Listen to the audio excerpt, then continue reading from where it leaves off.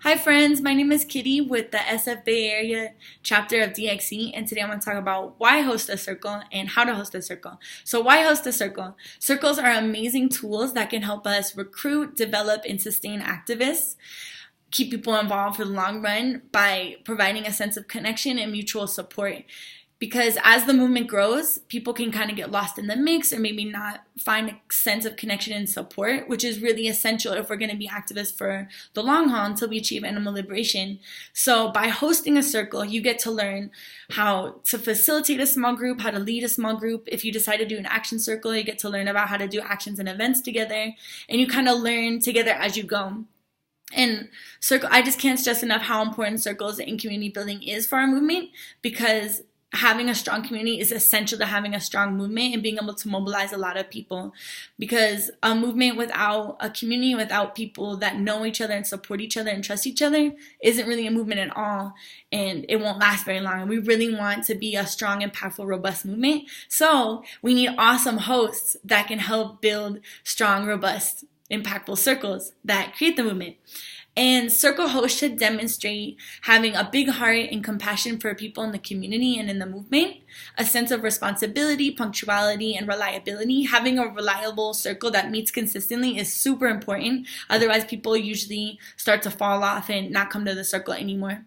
Inability to handle conflict. It's rare, but it can happen in any group of humans that people disagree or have a conflict. It's important for the host to be able to help resolve conflicts in a healthy way. Inability to follow the circle guidelines and DXE code of conduct, and a commitment to the mission of DXE and the animal rights movement. One of the main aspects of circles is to build connection and trust in the activists. Some tips for hosts that can help them build that trust and build that sense of connection. These are just tips. Is listening with attention when people are talking and sharing in the circle. Showing vulnerability, so maybe sharing mistakes or fears or struggles that are going on in your life to kind of give people a space to also open up about how they're doing. Following through on commitments and avoiding gossip or negative talk behind people's back. We really don't want to have any gossiping in the community because gossip is really toxic. And as a host, your only responsibilities are to welcome people into your home or wherever you decide to host the circle. There are some circles that are hosted at the Berkeley Animal Rights Center or coffee shops, wherever you choose to do it. Most people host it from their home. Your goal is just to welcome people, acknowledge each person that comes to the circle, talk to them about who they are, and make them feel super welcomed. To facilitate discussion, I send out a weekly discussion topic every week to the circle host group chat, and it's totally optional. You don't have to use it, but if you decide to use it, you can facilitate discussion around that. If you decide to have your own discussion topics, like the women's circle often has their own discussion topics, the host kind of facilitates that and makes sure that people have something to talk about and that everybody gets an opportunity to share. And then food. Most circles that are hosted from people's homes provide food. There's a couple ways you can go about it. Oftentimes the host just buys food and shares it with everyone. If that's like a financial burden for you, we do have, and I'll talk about it later, some funds that we can give to circle hosts. Some other options are you can ask members of your circle to each bring something to share and do it kind of potluck style, which I kind of advocate for because then it gives everybody some kind of responsibility in the circle. Like, oh, I should go because I'm going to bring this and I'm a part of this, you know.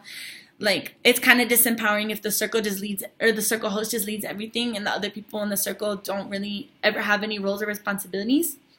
So I recommend giving everybody in the circle a chance, you know, like asking everybody to bring the food. Or another thing that I've done is asking, like kind of rotating and asking different people what their favorite dish is and asking them to bring it or cooking it together, which I think is also really fun because then people get a chance to share and take on a responsibility that way too. One of the biggest things that I've heard from circle hosts is struggles with recruiting people or getting people to stick around. So I have some tips for that. The biggest tip I have is consistency.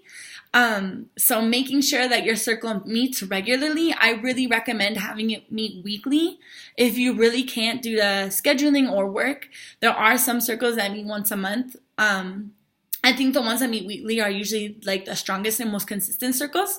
And it's important that it meets like at the same time and at the same place so that people always know what to expect. Like every Thursday, 7 p.m. I meet here, or every Sunday, 5 p.m. I meet there, rather than it switching and being bi-weekly or something. I think that can get confusing for people.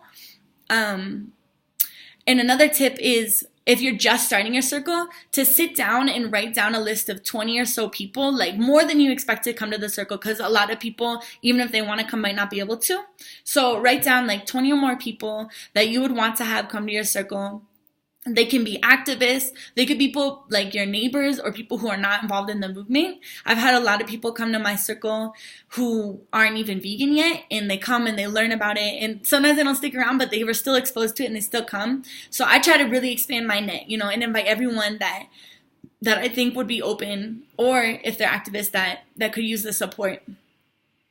And then I also recommend making a group chat. You can use Facebook. I usually use WhatsApp because Facebook gets really like clogged up with a ton of notifications and messages and random group chats. So I have a WhatsApp chat. I think a lot of the circle hosts make WhatsApp chats for their circles, and you can just add everybody who's interested in attending your circle, who does attend your circle, and remind them. I think it's super important to remind them a few days later. And then, of course, like the day before that the circle is happening, even if it's every week, like still remind people, because it's so easy to forget and our lives get so busy with so many commitments. And then I also really recommend messaging people individually. So I message my group chat for my circle, and then I often usually message everyone individually, even people who haven't come to the circle yet, that I think would benefit from it, that I think would like it. So I message them all privately, like, hey, just so you know, this Sunday we're having a circle. I hope that you can come. And I think that helps a lot, because it reminds people and it shows people that you care about them individually. Another tip is you can make a Facebook event. The women's circle has often made Facebook events. I personally don't make Facebook events for mine, but you can. And if you do make a Facebook event, make sure to invite all the people on your list. You don't have to invite the entire DXC chapter, but people who you think would want to come to your circle, because the idea is it being a smaller group anyways. And then if you do make an event page, make sure to post on the event page. Keep the event page active, because if you just make the event page and don't invite anyone and never post on it, then there's no point to making it. You can also volunteer to share about your circle at the meetup, and you can message me about that. So every week we have like a circle of the week, and we share usually a photo or a video of that circle at the meetup on Saturdays. And it's just a good way to get the word out about your circle and see if there's anyone that's interested in getting involved. And what's another tip? I guess that's all my tips. And I think another thing that really helps getting people involved and excited about a circle is having a theme.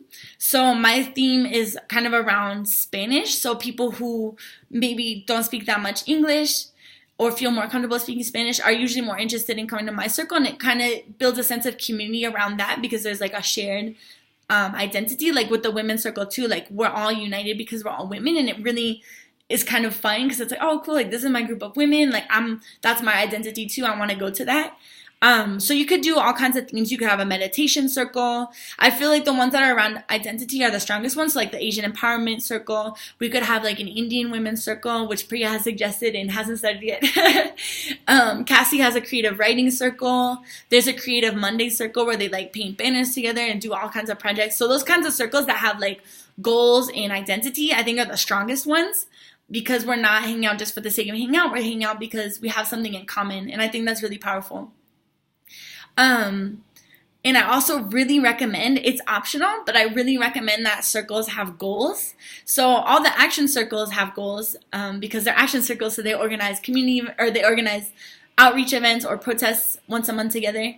But there are other goals, like there are some circles that have done singing protests, or their goal is just to get a certain number of new people in the door, or they do meditation actions, or they do disruptions, or they do protest or poster making. There's all kinds of goals that you could have that kind of gives your circle more purpose.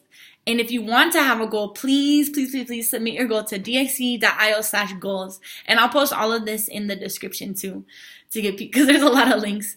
Another aspect of hosting a circle is inputting attendance. And I have a list of all the circles, and if you forget to input attendance, I will message you and remind you, because attendance is just really important to keep track of how our movement is growing, keep track of how many circles are active, because I have a lot of goals around circles, like how many people attend, how many circles are meeting, so it really helps me to know that people are meeting, and if people don't put in attendance, I don't know that anybody's even going to that circle or if it exists at all. And another thing that I really recommend, this kind of helps with promotion too, but I think it just gets boosts morale for circle hosts and spreads word in the community, is taking group photos. So I asked all the hosts to take group photos at the end of their circles, and if it's awkward, you can just be like, hey, Kitty really wants me to take a photo, so then the fault is on me instead of on you if people are uncomfortable. But I really recommend people to take a group photo and to post it in the circle host chat so that other hosts can see how awesome your circle is and see that it's meeting and get inspired and want to keep doing their circle and doing other projects together too. And also posting it on social media, so posting on your Instagram or Facebook, and when you post it, include the link dxc.io/circle so that other people who are interested in signing up can go there and sign up and see the map of circles. And also at the map of circles, there's some circles that aren't shown on the map. As the host, you get to decide if you want your circle to be public or private. There are some circles that are private, they just don't want to be on the map. And that's totally fine. They have kind of a closed membership kind of thing. They already know who their members are, and that's totally fine. Most of the circles are public, so they're shown on the map.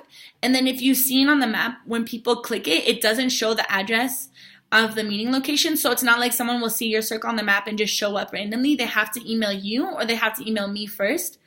But that's up to you if you want it to be public or private. And then about expenses, we do have a small amount of funds that we can give to circle hosts, usually about $10 per circle meeting, so maybe $40 a month. And it doesn't cover all the food expenses, but it can help a lot. I usually spend $20 maybe or more on my circle every week, and $10 is half of it, and that helps me a lot.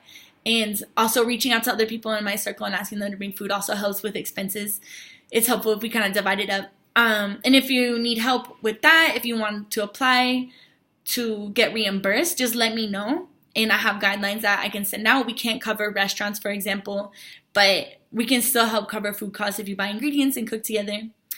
And then support for hosts. If you're about to start a circle and have questions or concerns, or if you're hosting a circle and you're struggling with a conflict or struggling with recruiting people or whatever it may be, please feel free to reach out. You can email me personally at kitty@dxc.io, or you can reach out for support from the whole community committee, which is community@dxc.io. Thank you so much. Please host a circle.